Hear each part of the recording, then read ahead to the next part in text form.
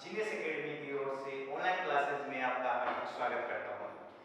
अपन बात करेंगे बेटा अपना फर्स्ट चैप्टर जिसका नाम था रासायनिक अभिक्रिया एवं समीकरण। इसके अंदर हमने कुछ टॉपिक जैसे रासायनिक अभिक्रिया क्या होती है वो चीजें मैंने बता दी थी आपको। आज अपने सबसे पहले वो टॉपिक आता है कि रासायनिक अभिक्रिया के फ्रैक्शन, यानी जब दो सब्सटेंस आपस में अभिक्रिया कर रहे हैं तो हमें कैसे पता चलेगा कि इनके बीच में रासायनिक अभिक्रिया हो रही है या नहीं हो रही है। इससे कुछ लक्षण यानी उसके फ्रैक्शन बेटा कुछ लक्षण निकल के आएंगे। तो सबसे पहला फर्स्ट पॉइंट उसके अंदर आएगा अवस्था में परिवर्तन, यानी उसकी अवस्था वो क्या हो जाएगी बेटा, चेंज हो जाएगी। यदि वो ठोस अवस्था में तो लिक्विड के अंदर चेंज हो जाएगा, लिक्विड में है तो बेटा किसमें चेंज हो जाएगा, वो गैसियस के अंदर हो जाएगा, यानी उसकी अवस्था है उसमें परिवर्तन हो जाएगा। दूसरा बेटा रंग में परिवर्तन, उसका रंग है कलर है वो भी उसका क्या हो जाता है बेटा, चेंज हो जाता है।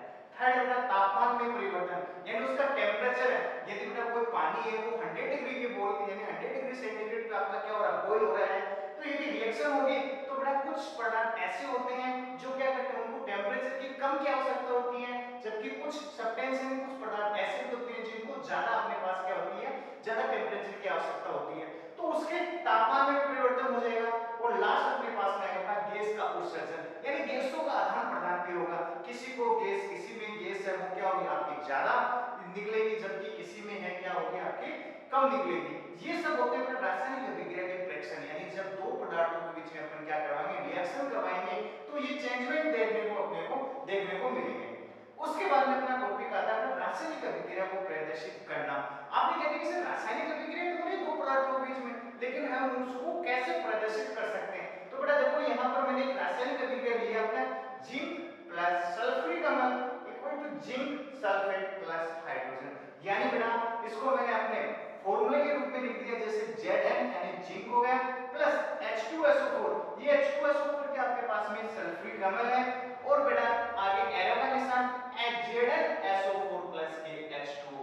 मैंने आपको पहले भी बताया था कि बेटा जो जब अभिक्रिया हो रही होती है और दो पदार्थ आपस में रिएक्शन कर रहे हैं तो अभिक्रिया के दौरान जो पदार्थ आपस में भाग लेते हैं, कहने का मतलब क्या है, दो अभिक्रियाओं के बीच में क्या होगी, रिएक्शन होगी, तो जो पदार्थ आपस में अभिक्रिया कर रहे हैं उन्हीं को हम अभिकारक कहते हैं, और उनसे अपने को जो पदार्थ प्राप्त होगा, जो सब्सटेंस अपने पास मिलेगा उसको हम बेटा क्या बोलते हैं, उत्पाद बोलते हैं। तो यहाँ देखो Zn वो एक सल्फ्यूरिक अम्ल के साथ में रिएक्शन करता है, तो बेटा Zn वो सल्फर यानी SO4 के साथ में क्या होगा, संयोग कर लेगा, और हाइड्रोजन गैस है वो आपकी क्या हो जाएगी बेटा, मुक्त हो जाएगी। तो इसी को हम क्या बोलते हैं बेटा, रासायनिक अभिक्रिया को, यानी इस तरह से अपन लिखा जाता है।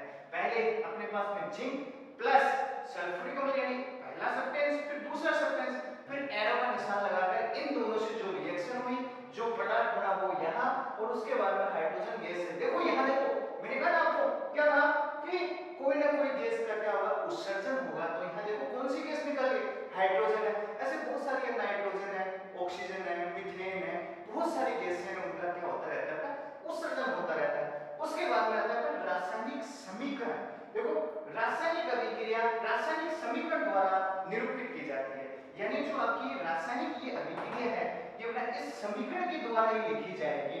और बेटा रासायनिक समीकरण में तत्वों के प्रतीक या अभिकारक और उत्पादों के रासायनिक सूत्र उनकी भौतिक अवस्था के साथ लिखते हैं। देखो बेटा इसको कैसे समझेंगे, ये रासायनिक समीकरण में तत्वों के प्रतीक, देखो बेटा ये क्या था अपने पास में, जिंक था, तो इसका प्रतीक क्या होगा, जिंक को किसे लिखेंगे, Zn से लिखेंगे, और यहाँ पर अपने पास में क्या था बेटा, सल्फ्यूरिक अम्ल था, तो इसको किसे लिखेंगे, H2SO4 से लिखेंगे। और बेटा काफी बार इस अभिक्रिया में आपके पास में क्या आएगी, इसकी भौतिक अवस्था, यानी ये सॉलिड है, सॉलिड है तो बेटा उसको S से लिखेंगे, और ये बेटा लिक्विड है यानी द्रव है तो उसको L से लिखेंगे, और गैस है तो उसको बेटा किससे लिखेंगे, G से लिखेंगे। तो इसकी सिंपल सी डेफिनेशन होगी, सिंपल सी परिभाषा हो गई कि रासायनिक अभिक्रिया रासायनिक समीकरण द्वारा निरूपित की जाती है।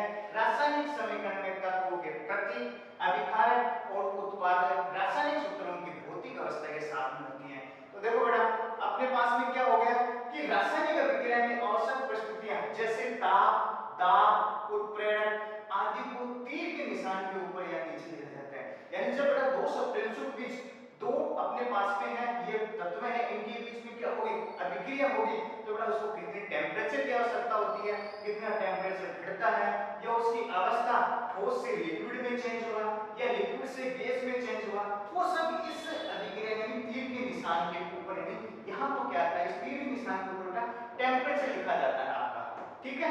और जैसे यहाँ देखो एक एग्जांपल दिया मैंने, C plus O2 equal to क्या होगा बेटा, CO2। C का मतलब बेटा यहाँ पर आपका कार्बन है, और ऑक्सीजन आप जानते हैं बेटा कि किसी भी चीज को यदि मैं आपको बर्न कराऊं यानी जलाने की कोशिश करूं तो बिना ऑक्सीजन के बेटा कोई भी चीज है वो जल नहीं पाती है। तो यहाँ कार्बन है वो ऑक्सीजन के साथ संयोग कर रहा है, तो अपने पास में क्या बन गया बेटा, कार्बन डाइऑक्साइड बन जाता है। यानी जो सब्सटेंस अपने पास में क्या कर रहे हैं, अभिक्रिया कर रहे हैं दो, और एक न्यू प्रोडक्ट बन गए। और मैंने आपको पहले भी बताया बेटा कि यहाँ जो सब्सटेंस आपस में अभिक्रिया में भाग ले रहे हैं उसको अभिकारक और इनको क्या बोलते हैं, उत्पाद। तो देखो बेटा कार्बन है वो कैसा आपका ठोस होता है, वो ठोस को किससे, सॉलिड यानी ऐसे मैंने बताया है यहाँ पर ब्रैकेट के अंदर, प्लस O2 आपकी क्या है यहाँ पर बेटा, गैस है, तो इसको बेटा मैंने G से प्रदर्शित किया है, और एरो का निशान बेटा CO2, यहाँ भी CO2 आपके पास में क्या, कार्बन डाइऑक्साइड, तो इसको भी बेटा मैंने किससे प्रदर्शित किया है, G से मैंने प्रदर्शित किया है। ये टॉपिक हो गया। इसके बाद में आता है रासायनिक अभिक्रिया को संतुलित करना, जो कि अपन नेक्स्ट टॉपिक में आगे अपन बात करेंगे। आगे जब भी अपनी क्लास होगी उस नेक्स्ट क्लास में अपन इसकी बात करेंगे।